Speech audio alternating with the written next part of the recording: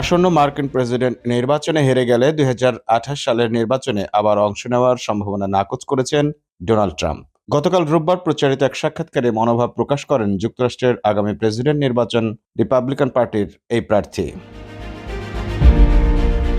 যুক্তরাষ্ট্রের সংবাদভিত্তিক ফুল মেজার অনুষ্ঠানে ৭৮ বছর বয়সী সাবেক মার্কিন প্রেসিডেন্ট ট্রাম্পের কাছে প্রশ্ন করা হয়েছিল আগামী নির্বাচনে হেরে গেলে তিনি আবার নির্বাচন করবেন কিনা। জবাবে ট্রাম্প বলেন, না, আমি করব না। আমি মনে করি সেটাই হবে। আমি একেবারেই তেমনটা দেখতে পাচ্ছি না।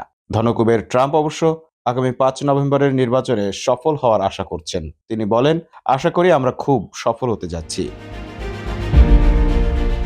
৫ নভেম্বরের নির্বাচনে ট্রাম্পের প্রতিপক্ষ ডেমোক্রেটিক পার্টির কমলা হ্যারিস, তিনি বর্তমান মার্কিন ভাইস প্রেসিডেন্ট। জনসমর্থনের দিক দিয়ে এখন ট্রাম্প কমলার মধ্যে হাড্ডাহাড্ডির লড়াই হচ্ছে।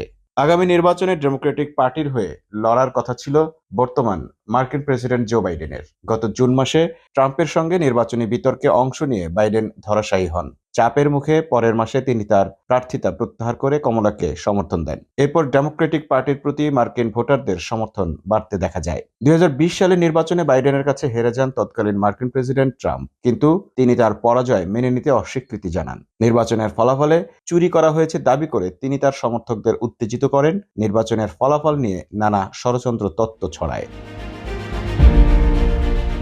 ট্রাম্পের এমন অভিযোগে উদ্বুদ্ধ হয়ে তার সমর্থকেরা ২০২১ সালের ৬ জানুয়ারি মার্কিন কংগ্রেস ভবনে হামলা চালান। ট্রাম্পের সমর্থকদের উদ্দেশ্য ছিল মার্কিন কংগ্রেসে এই নির্বাচনের ফলাফলের সত্যায়ন বন্ধ করা। রিপাবলিকান প্রেসিডেন্ট প্রার্থী ট্রাম্প সাম্প্রতিক মাসগুলোতে আসন্ন নির্বাচনের ফলাফলকে নিঃশর্তভাবে স্বীকৃতি দেওয়ার বিষয়ে